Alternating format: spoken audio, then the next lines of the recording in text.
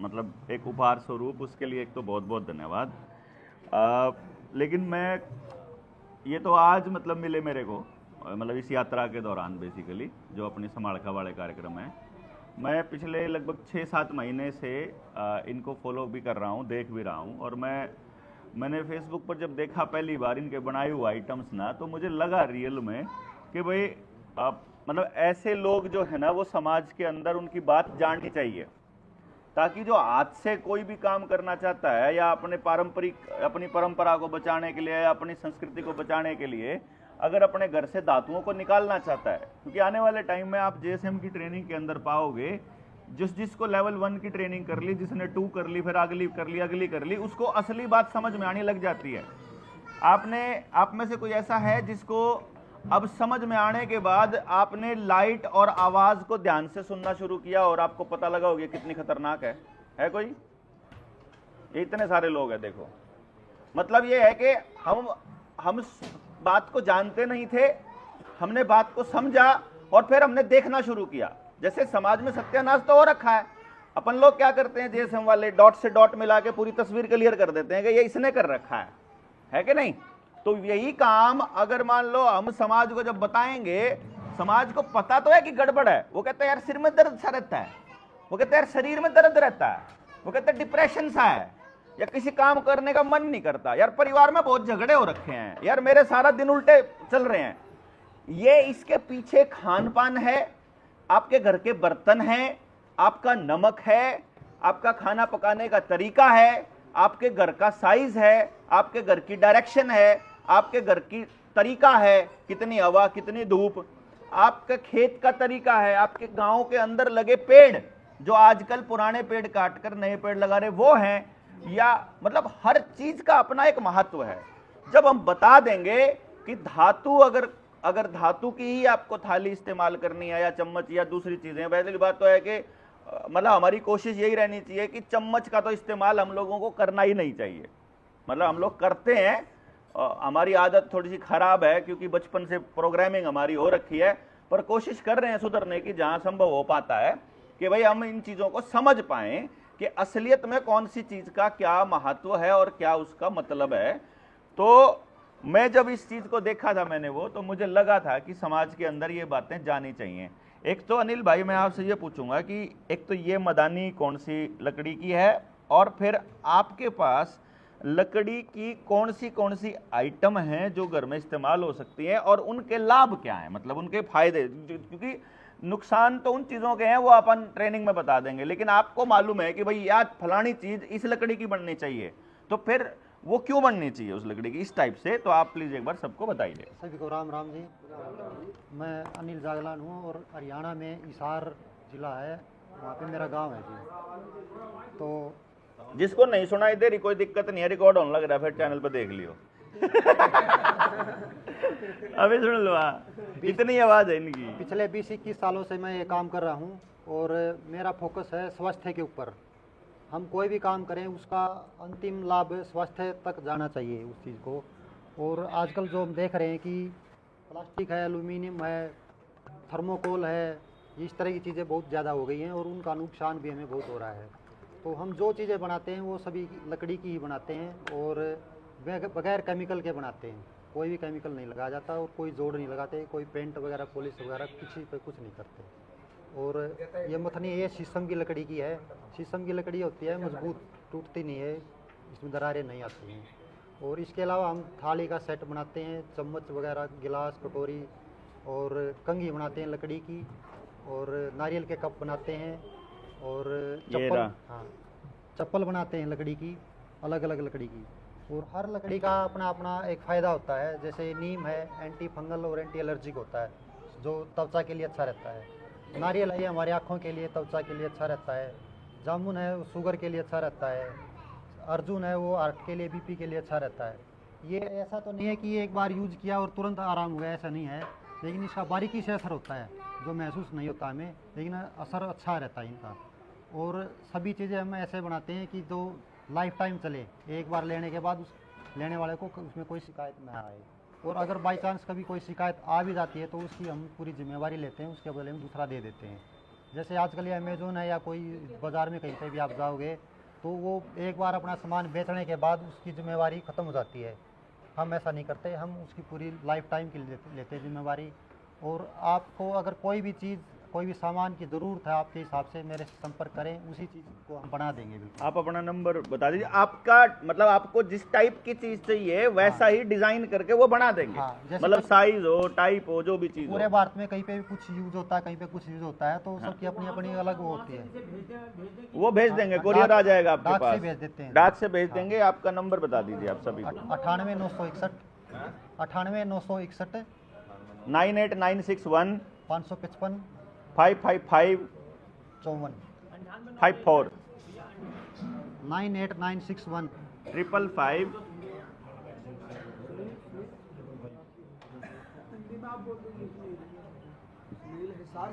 98961 555 55554 54। हाँ, 55554 मतलब 4 5 के 4।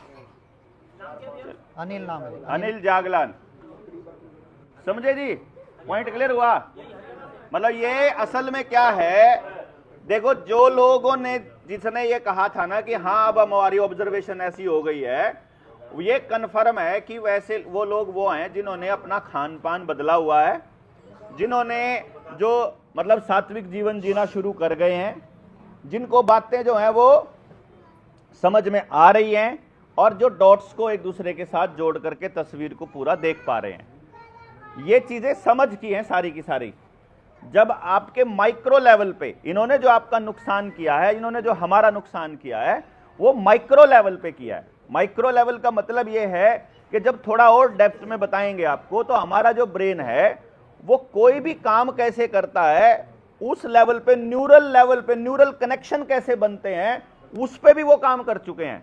और आज नहीं किया उन्होंने, 1945 से लेकर के 55 तक इनका ये दौर चला था सिर्फ रिसर्च का, क्योंकि इनको ये देश जो है वो छोड़ना था। आई बात समझ में? इसको जरा ध्यान से देना। विश्व युद्ध चल रहा था उधर से, जैसे आज के टाइम पे बायो वेपन के नाम पे युद्ध चल रहा है, वैसे ही विश्व युद्ध चल रहा था, द्वितीय विश्व युद्ध। द्वितीय विश्व युद्ध के दौरान ही जो युद्ध में पकड़े गए लोग थे, जैसे हम लोग अब जब लड़ेंगे सरकार से, तो हम लोगों को जब पकड़ा जाएगा, हमको जब जेलों में डाला जाएगा, तो हम लोग बेसिकली इनके एक्सपेरिमेंटल वो बन जाएंगे सब्जेक्ट। तो जो युद्ध में पकड़े जाते थे कैदी, उनके ऊपर वो एक्सपेरिमेंट करते थे, माइंड प्रोग्राम के एक्सपेरिमेंट करते थे। आदमी को कोई खास चीज लगातार दिखाई जाए, अब मान लो मुझे कोई चीज लगातार दिखाई जाए तो उस पर क्या असर होता है ये देखना है, तो मैं तो कोई चीज बोलूंगा, मैं तो नहीं देखता। तो वो क्या करते थे, यहां पर जैसे मुंह के अंदर वो क्लिप लगा देते हैं, ऐसे ऐसे क्लिप लगा देते थे आंख के ऊपर, यहाँ ऐसे करके। अब वो क्लिप पकड़ के रखी हुई है, अब आप आंख बंद करना भी चाहो तो नहीं बंद होगी, तो मतलब आपको वो चीज देखनी ही पड़ेगी जो सामने है। और वो सामने एक स्क्रीन के ऊपर मतलब वो आपको बता देते थे कि ये चीज चल रही है, तो आपको देख रहे हैं। तो वो साथ के साथ फिर आपके न्यूरल कनेक्शन को देखते थे कि आपके दिमाग के, जैसे आजकल अल्ट्रासाउंड और सॉरी सीटी स्कैन तो आपने देखा है ना, ये आज की टेक्निक नहीं है। वो तो हम मूर्ख ऐसे हैं कि हम लोगों को लगता है कि ये भारत की टेक्निक है, ये उनकी टेक्निक है, उसका इस्तेमाल वो लोग उतना ही करने देते हैं जितना टेक्निक का उनको फायदा होता है।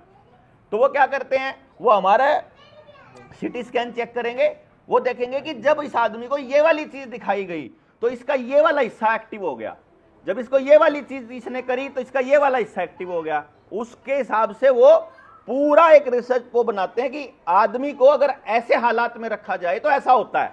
जैसे उनको मालूम है अगर आदमी डरा हुआ होगा तो वो मतलब वो अटैक तो कर सकता है, वो लड़ नहीं सकता। समझ रहे ना? देखो लड़ाई दो तरह की है, एक तो आप बचने के लिए लड़ाई लड़ रहे हो, एक आप कुछ चीज करने के लिए या आप अपने आप को स्थापित करने के लिए या अपने वर्चस्व के लिए या अपने किसी और बड़े विजन के लिए आप लड़ाई लड़ रहे हो। तो वो क्या चाहते हैं कि आप छोटी लड़ाई लड़ो, लड़ो घर बैठ जाओ, लड़ो घर बैठ जाओ। उनको मालूम है इससे आदमी का उत्साह डाउन जाता है। तो उसके लिए आदमी को कैसा बनाया जाए, उसके खून में कौन सी चीजें पहुंचाई जाए, एल्यूमिनियम के बर्तन दिए जाएं, लोहे से सस्ता एल्यूमिनियम कर दिया जाए, लोहे से ज्यादा अवेलेबल एल्यूमिनियम कर दिया जाए, इनके इंजेक्शंस में एल्यूमिनियम डाल दिया जाए, इनके बर्तन जो है उसमें एल्यूमिनियम डाल दिया जाए, इनके जितने छोटे बच्चों को वैक्सीन लगती हैं, जितनी अभी हमको लगी है, सब में एल्यूमिनियम हाइड्रोक्साइड जेल लग उन्होंने डाला हुआ है। ठीक है, ये मालूम है उन लोगों को, मतलब उनको पता है कि सारा का सारा खेल ये क्या चलता है। और फिर वो बताएंगे कि भाई एल्यूमिनियम का फायदा नुकसान है, तो एल्यूमिनियम ज्यादा से ज्यादा। उनको पता है कि नीम जिस टाइम पे फंगस होने के चांस है, स्किन के वो खराब होने के चांस होते हैं, उसी टाइम पे नीम के ऊपर निमोड़ी आ जाती है। निमोड़ी खाओगे वो आपको एलर्जी नहीं होगी, तो नीम ही खत्म कर दो इनके, नीम की जगह डेग ले आओ, मतलब वो हाइब्रिड ले आओ इनका बर्तन। तो जो चीज हमारे फायदे की है, जैसे पता है इनको कि भांग जो है वो आपको हार्ट अटैक नहीं होने देगी, आपका ब्लड सर्कुलेशन पूरा बना के रखेगी, आपके हेल्थ के लिए बहुत बढ़िया है। तो अब ये प्रांग हम चलाएंगे कि भांग को नशा घोषित करके उसके ऊपर तो चलवा देंगे वो मतलब वो डलवा देंगे केमिकल जिससे कि वो जल जाए, जो आपके गांव में किनारे पर जड़ी हो, लेकिन ठेका जो है वो बढ़िया से अच्छा से रखेंगे।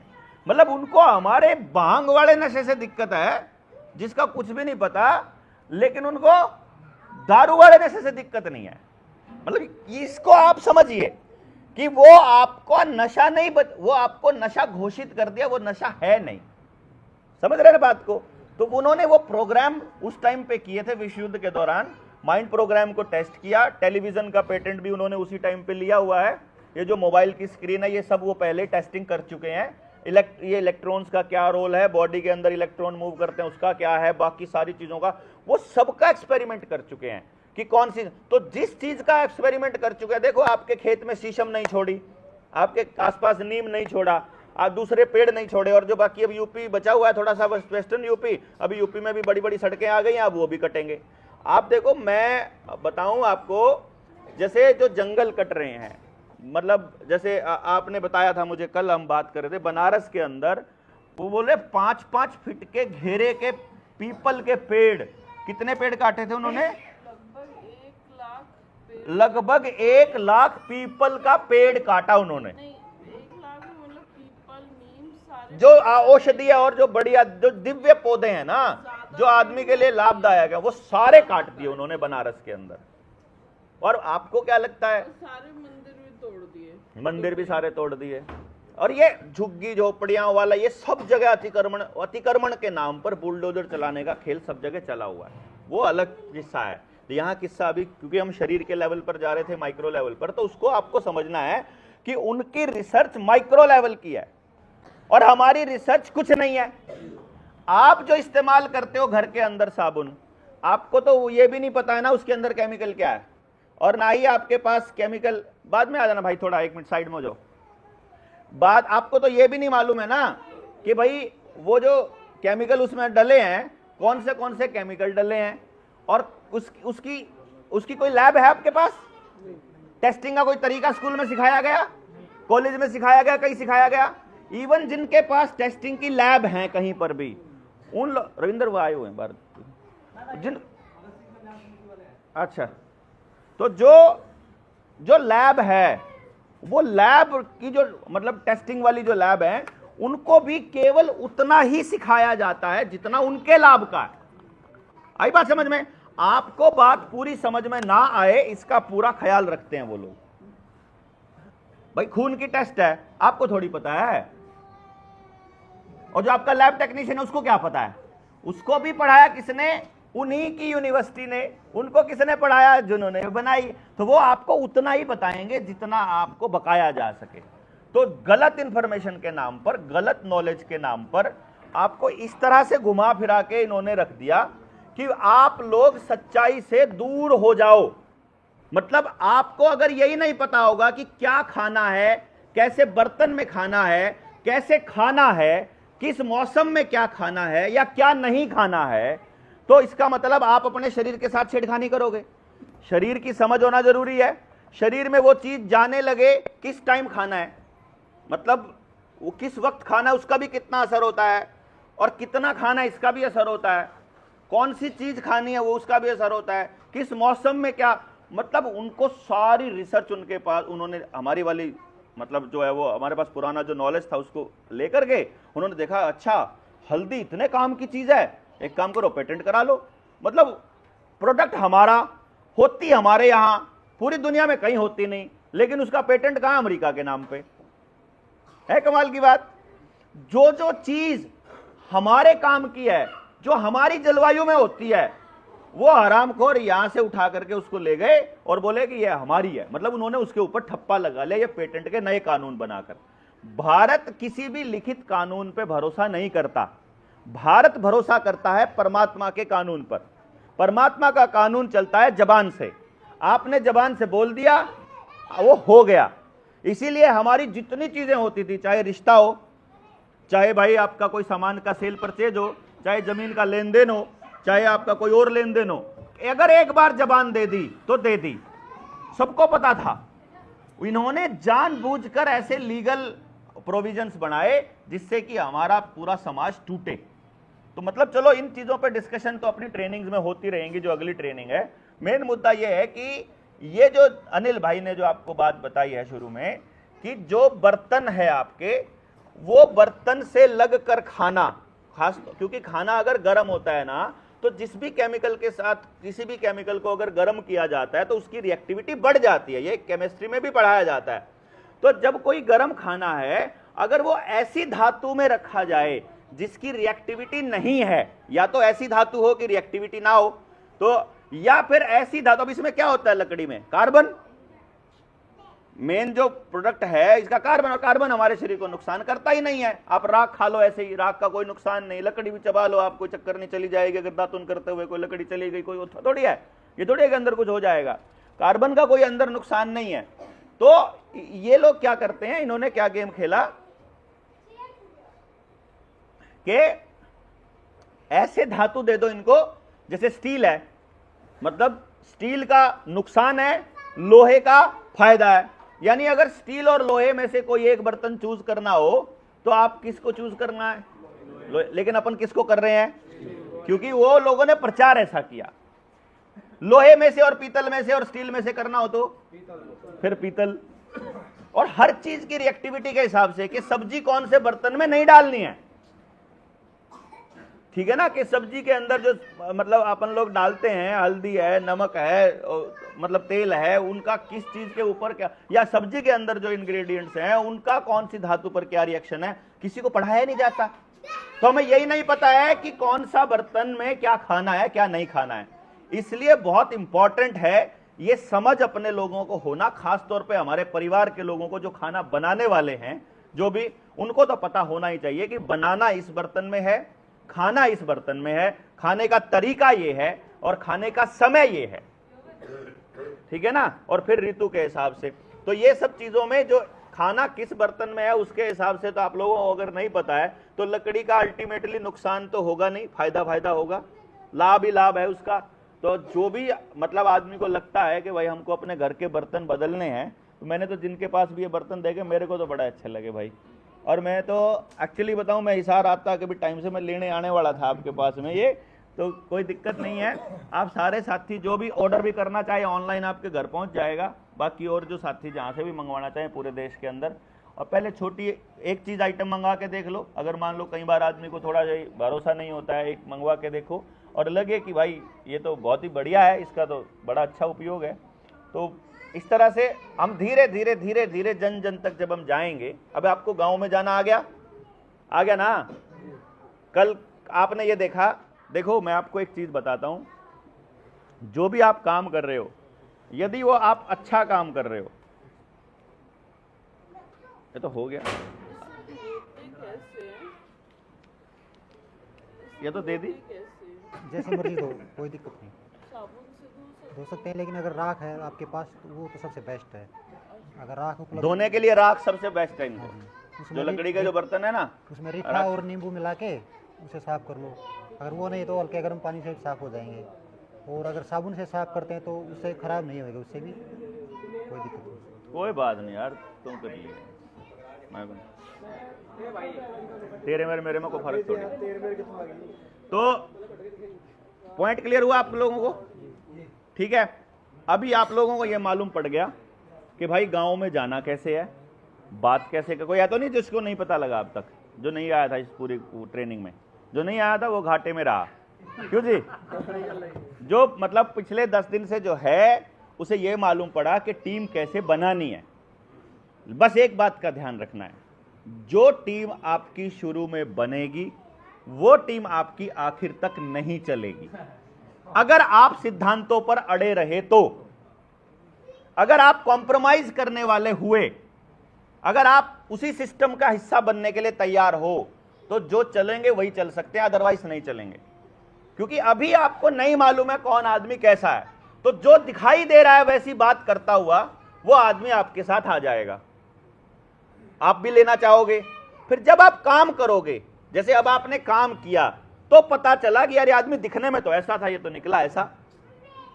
ऐसे बहुत से लोग आपको मिले होंगे ना कि जो फर्स्ट अटेम्प्ट में, पहली फर्स्ट इंप्रेशन में आपको लगे होंगे कि ये लोग तो ऐसे थे।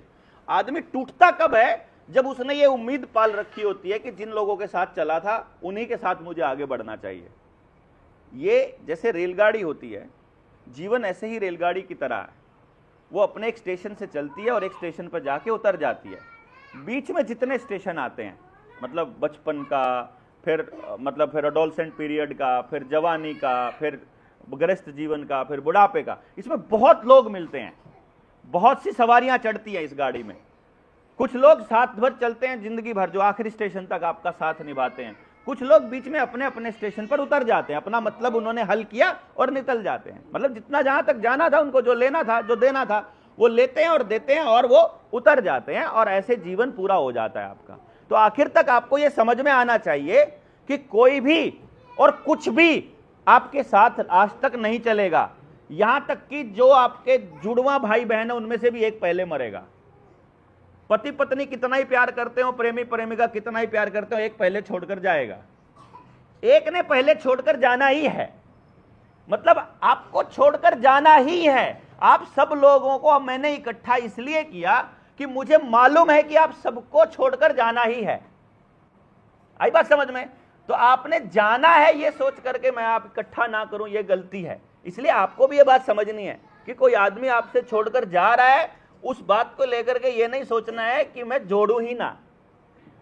जिसको जिस वक्त जैसी चीजें समझ में आएंगी, तो आपने जितने लोग जोड़े उनकी मदद से अपनी बात और लोगों तक पहुंचाइए। वहां उसी फ्रीक्वेंसी के जितने लोग बैठे होंगे वो फिर आएंगे। 10 लोगों में से कोई एक आदमी आपके पास टिक रहा है और 9 आदमी अपना अपना अलग अलग कुछ कर रहे हैं, उनको छोड़ दीजिए। फ्री, एकदम फ्री।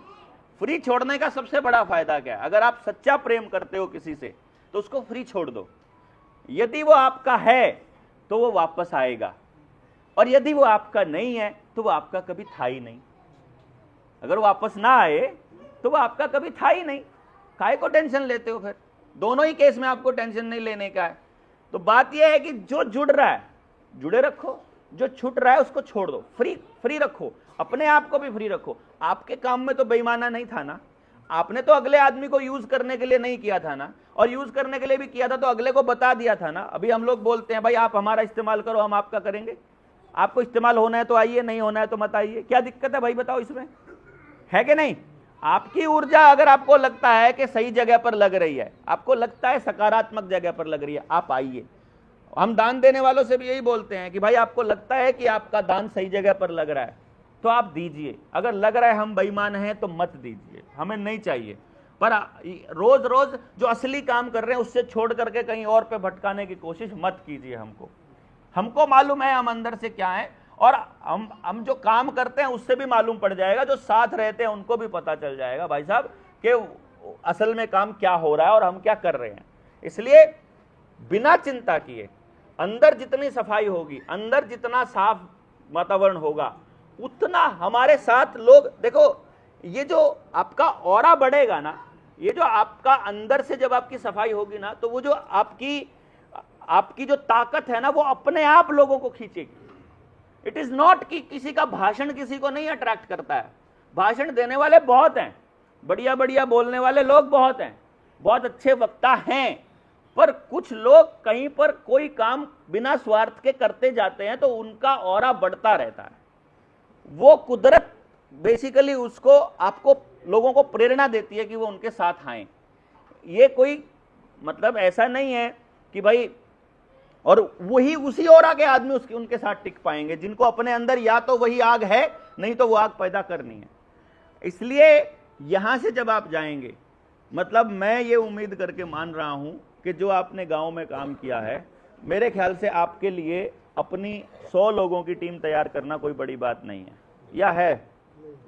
1000 लोगों तक जाना पड़ेगा बस उसके लिए, ये ध्यान रखना।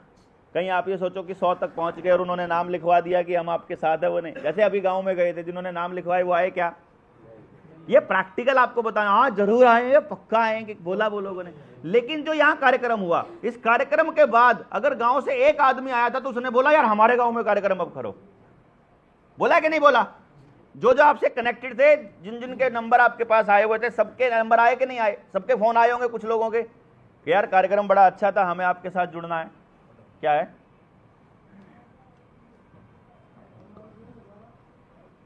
कहां पे हैं? ठीक है ना, बात समझ आई आप लोगों को? पॉइंट क्लियर हुआ ना? तो आप लोगों को अभी क्या करना है, जो हमारा नेक्स्ट स्टेप क्या है, अभी इसको ध्यान से देना, बाकी लोगों को भी पता चल जाएगा। स्टेप नंबर 1 हमारा पहला पूरा हो गया है। समालखा में हमने एक जनता सरकार मोर्चा का आदमी किससे कांटेक्ट करे वो लिस्ट हमने दे दी है समालखा वालों को, ठीक है? अब समालखा वालों को कोई टेंशन नहीं है कि भाई किससे मिले आकर के। नंबर है रविंदर भाई का सबके पास, जिनके पास नहीं है पानीपत और समालखा, पानीपत नोट समालखा, पूरे पानीपत जिले से अगर किसी को भी कांटेक्ट करना है तो भाई वो रविंदर भाई से संपर्क कर लेगा, और 7700006900 पर। बाकी रही बात बाकी के जितने हमारे STLs हैं और दूसरे लोग हैं कि कौन सा जिला और कौन सा राज्य किन से संपर्क करे, मैं एक वीडियो अगले 1-2 दिन के अंदर डाल दूंगा कि भाई जो लोग हमारी फ्रीक्वेंसी पर बैठे हैं आज के टाइम, ध्यान देना भाई, आज के टाइम की बात कर रहा हूं, आज की तारीख में बात कर रहा हूं, आज कल को अपना जूत बज गया अपन साफ बोल देंगे, इससे अपना कोई लेना देना नहीं। मैं ये नहीं कहता कि लोग उसके साथ ना जुड़ो, जो उनके जैसे हैं वो जुड़ो, जो हमारे जैसे हैं वो इधर आ जाओ। भाई आपके जैसे, आप मेरे जैसे नहीं हो ना, सारे के सारे अलग हो ना, मेरे जैसे कि आप आपस में एक जैसे भी नहीं हो, तो अपने जैसे आप इकट्ठे कर लो, अपने जैसे आप इकट्ठे कर लो, अपने जैसे आप इकट्ठे कर लो, जो आपकी सुनता आप इकट्ठे कर लो, सारे इकट्ठे करो अपने अपने जैसे। फिर हमारी कोई बात कॉमन है समाज के लिए तो आ जाओ, आपको जरूरत पड़ेगी तो हम आ जाएंगे, ठीक है ना? अभी जैसे एग्जाम्पल के तौर पे मान लो सुनील भाई ने एक ऑडियो डाली कि भाई मेरे घर की कुड़की हो रही है। अरे बेशक वो हमारे विरोधी हो गए हैं, बेशक वो हमसे दुश्मनी निकाल रहे हैं, बेशक वो हमारे बारे में अनर्गल बातें कर रहे हैं, बेशक वो कुछ भी कर रहे हैं, हमें कुछ नहीं है। उनकी कुड़की होगी तो जनता सरकार मोर्चा का एक एक आदमी वैसे ही खड़ा होगा उसके दरवाजे पर जैसे बैंक के बाहर खड़े थे। गलती उनकी है कि उन्होंने पूरे कागज नहीं लगाए हुए, गलती उनकी है कि उन्होंने पूरे डॉक्यूमेंट ही नहीं लगाए, वो इस वहम में रहे कि पूरे के पूरे लोग हैं तो हमें हमारा कुछ हो नहीं सकता है। भाई हमारी गलती थोड़ी ना है कि वो कागज पूरे ना लगाएं। तो बाकी चलो बाकी बातें बाद में कर लेंगे, ये सब बातों का समय नहीं, लेकिन मेन मुद्दा ये है कि इवन अगर आप हमें छोड़ करके चले भी जाओगे तो भी जब भी बात आप समाज की या किसी आपके साथ, जैसे बैंक वाले हैं, गलती सुनील भाई की है, मान लिया कि उन्होंने पूरे कागज नहीं लगाए। अब एक बात बताओ, ना भी हो, हम मतलब एक सेकंड के लिए हम ये मान लेते हैं कि नहीं भी है उनकी कोई गलती, उन्होंने पूरे लगाए, और बैंक तो गलत ही कर रहा है ना, चाहे उसका आवेदन भी नहीं लगा हुआ हो, बात खत्म। मान लो किसी का आवेदन भी नहीं लगा हुआ, लेकिन अगर लोकल टीम वहां पर है और उसका फर्ज ये बनता, और उसके पास टाइम है और उसके पास अंदर से प्रेरणा आती है। कुछ लोग तो होते हैं भाई वो यूज एंड थ्रो करते रहते हैं, आपका इस्तेमाल करेंगे अपनी कुड़की के लिए और फिर अपना निकल लेंगे, भाई वो बात नहीं। अगर वो सबका साथ दे रहे हैं तो हमें भी साथ देने में कोई दिक्कत नहीं है ना? तो मतलब ये नहीं होगा कि आपको हमने परमानेंट कहीं पर बांध लेना है, ये भी नहीं होगा कि आप परमानेंट अपने आप को फ्री रखें। मतलब हमारा जुड़ाव बेसिकली कैसा होना चाहिए, स्व प्रेरणा से, अपने आप अंदर से आए जो हम सबको, वो जो जोड़ के रखे, ना कि बांध कर रखे। किसी रिश्तेदारी किसी लिहाज में हमको बांधना नहीं, देवेंद्र बलारा के कहने से कहीं जाना नहीं। देवेंद्र बलारा जो बात कह रहा है वो ठीक कह रहा है, तो अंदर से बात आ रही है कि हाँ जाना चाहिए तो जाओ। ये नहीं कहना है कि कल को हमारे खिलाफ मुकदमा करवा दिया, तुम्हारे कहने से गए थे, मेरे कहने से नहीं जाना भाई, कहीं भी ना जाना। हम अकेले चल लेंगे, मार खा लेंगे, पिट लेंगे, मुकदमा करवा लेंगे, मर लेंगे, गोली खा लेंगे, कोई फर्क नहीं पड़ता है। आपको चलना तब है जब अंदर से प्रेरणा आ रही है, आपको चलना ही तब है। अंदर से प्रेरणा नहीं आ रही, रुक जाओ, अभी जब आएगी तब चल पड़ना। हमें भी वहम ना होए ना कि इतने सारे लोग आ गए हमारे साथ, हमको भी व्यवस्था परिवर्तन के लिए जल्दबाजी हो जाएगी कि हम भी जल्दी जल्दी अनाउंसमेंट कर देंगे। हम हर बार ये सोच करके चलते हैं। दिल्ली के तालकटोरा स्टेडियम में हमने कहीं पर भी किसी साथी ने कोई गांव में जाकर प्रचार नहीं किया, कोई साथी गाड़ियों में भरकर नहीं लाया। हमने सोचा था अच्छा है फ्लॉप हो जाए प्रोग्राम, फ्लॉप ही नहीं हुआ, हम क्या करें। हमने वहां पहली बार वो नियम तोड़े, फोटो लगाने वाले और वो सब जो है ना बौड़े ज्यादा, कि जानबूझ करके उसको लगाएं, क्योंकि वो हमने कहा कि ये पेरेंटिंग का प्रोग्राम है, दिस इज नॉट प्रोग्राम। हम इसको समाज के अंदर पेरेंटिंग के एंगल से लेकर जा रहे हैं। तो जो लोग पेरेंटिंग से हमसे जुड़े, आए तो मोर्चे में ही ना, वो जाएंगे कहाँ? जब मैं पूरा दिन मोर्चे में रहता हूं, वो कहाँ जाएंगे? अगर हमसे मिलना है तो आओ भाई मोर्चे में आओ, अगर मान लो। और हमको यहाँ कोई ऐसा गलत काम थोड़ी ना करते हैं। जिस पेरेंटिंग पे जिस पर्पज से आए थे, उस अपने बच्चों के भविष्य को बनाने के लिए तो काम कर रहे हैं हम लोग, उसी काम में तो लगे हैं। और उसमें सहयोग नहीं देंगे तो भाई कोई बात नहीं, नहीं दो। बात यह है कि इतने सक्सेसफुल प्रोग्राम हो रहे हैं, गलती से भी अंदर अहंकार ना आ जाए। मतलब ऐसा ना हो कि बड़ा कार्यक्रम करके जाकर कल पुलिस वाले को बोल दो, ए नौकर है, नौकर की तरह रहा है। जो कल हमने कहा पुलिस वाले को, साइड में हटा निकल ये लोग ऐसा करने वाले है ना।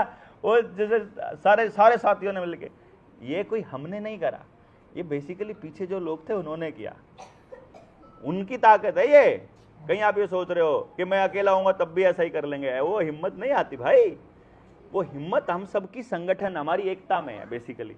वो कल प्रशासन से टकरा पाए, वो हमारी फ्रीक्वेंसी में। आप देखो एक एक आदमी के अंदर क्या ऊर्जा, क्या तेज था आप लोगों के चेहरे पर, मतलब गजब। हम देख रहे थे, मैं कहा देख यार इन आदमियों को क्या हो रहा है, इनको देख, मतलब आपके अंदर जो दिख रहा, मैं हाथों से मिट्टियां भर भर के, मतलब वो रेत ला करके, वो अल्टीमेट पीस था, वो गजब की ऊर्जा थी। वो आपकी ऊर्जा वो बनी रहे। मतलब हम जो दुआ है हमारी परमात्मा से जो प्रार्थना है वो ये कि आपकी वो पॉजिटिविटी बनी रहनी चाहिए। जो पॉजिटिविटी थी कल, उसी पॉजिटिविटी से जब चलेंगे। भरोसा आपको ना मुझ पर करना है ना खुद पर करना है, आपको भरोसा परमात्मा पर करना है। आपको भरोसा इस चीज पर करना है कि भाई परमात्मा आपके साथ है। आपको ये, आपके अंदर अगर किसी व्यक्ति से छल का मन में नहीं है, देखो भाई गलती से कुछ गलतियां हो जाती हैं, वो अलग होती हैं, वो हमें नहीं पता होता कि हमसे हो गई। पर आपके पहले से प्लानिंग ना हो कि हमको छलना है, पहले से प्लानिंग ना हो कि हमको लूटना है, हमको इससे एक बार फायदा निकालना है और वो करना है, अगर वो नहीं है तो देखना आपकी ऊर्जा अपने आप उतनी बड़ी हो जाएगी और गांव में लोग आपसे जुड़ना शुरू कर देंगे। 100 लोगों की टीम आपकी होती है गांव में। आप लोग एक जिले से अगर 100 लोग अगर हैं एक जिले में, मतलब हैं आराम से 100 लोग, और उनके पास 100 लोग हैं, तो 1000 आदमियों की मीटिंग आप जब मर्जी हर जिले में कर सकते हैं।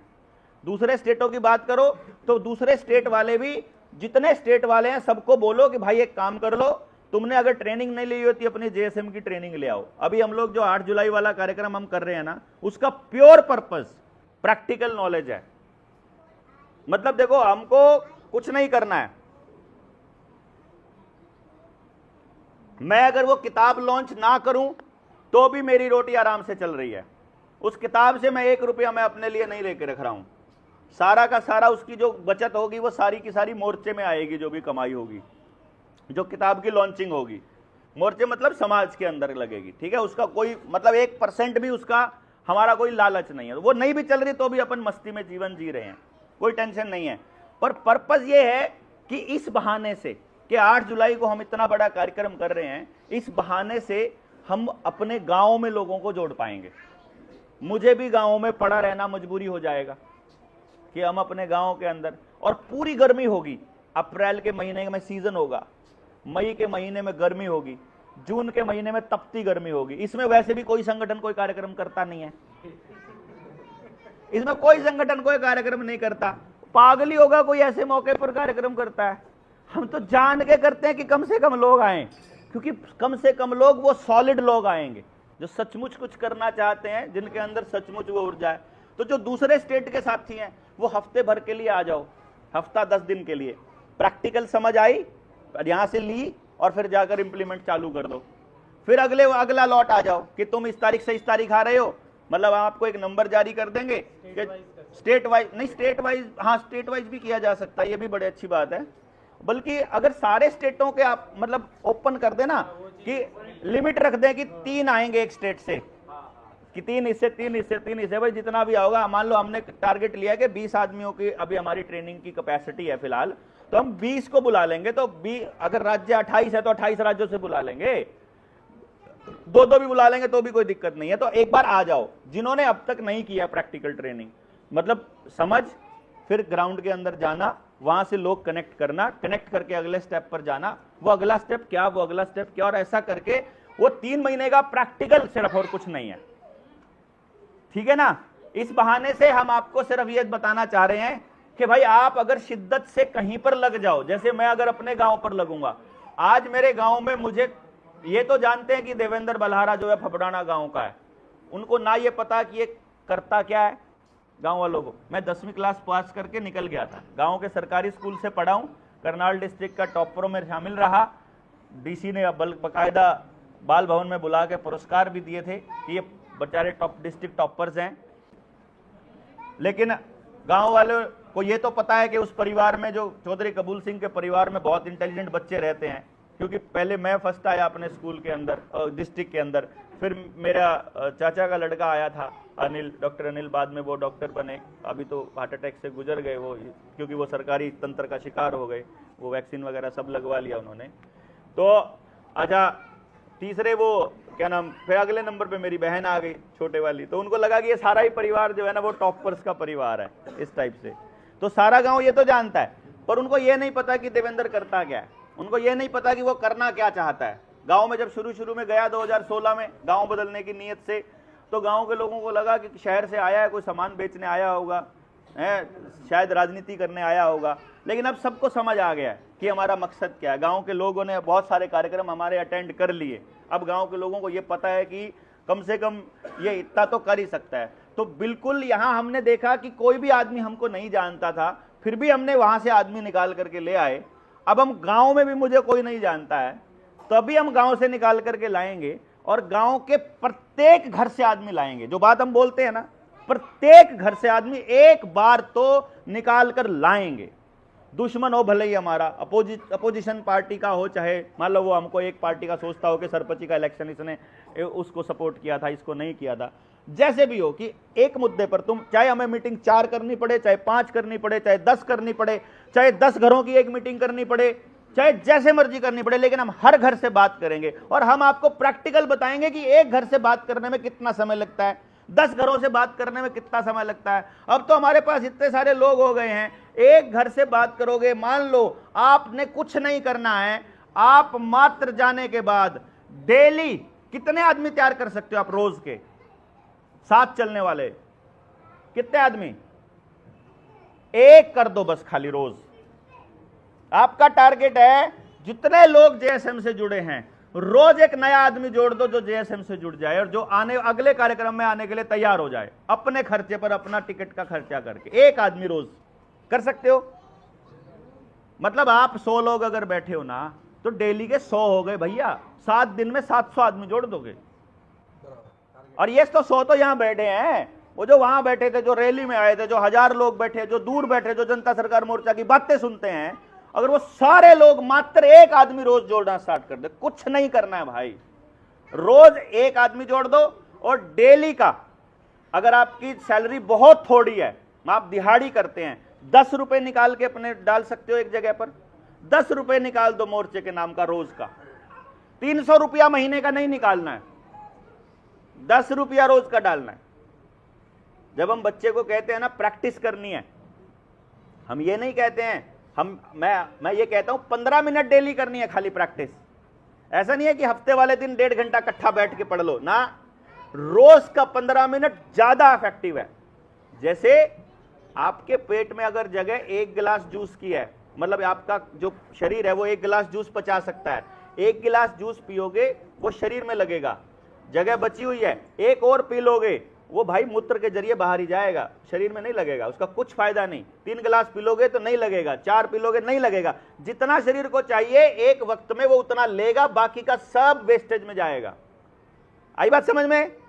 एक बार की कैपेसिटी से ज्यादा आपने अगर खाया, पिया, समझा, समझाया, कुछ भी किया, वो वेस्टेज होना है। तो जो 300 रुपया निकालना है एक दिन पहले दिन, वो नहीं निकालना है, डेली का 10 रुपया निकालना है हमको, वो रोज का 10 रुपया। फिर आपको देखोगे यार इतना रुपया हो गया। गुल्लक दे दो ना फिर, गुल्लक, हाँ ले लो, गुल्लक ले लो, ताला लगा के गुल्लक दे दो, फिर जब आओ वापस लेके आइयो। बनवाएंगे, अगले वाला जो कार्यक्रम होगा ना, वहाँ जेएसएम का गुल्लक बनवाएंगे हम लोग, जेएसएम का गुल्लक वो अलग से रखेंगे, जो याद रहेगा गुल्लक भाई, इस बहाने याद रहेंगे। हैं? हाँ गुल्लक बैठा है, एक गुल्लक फ्री साथ में ले भाई।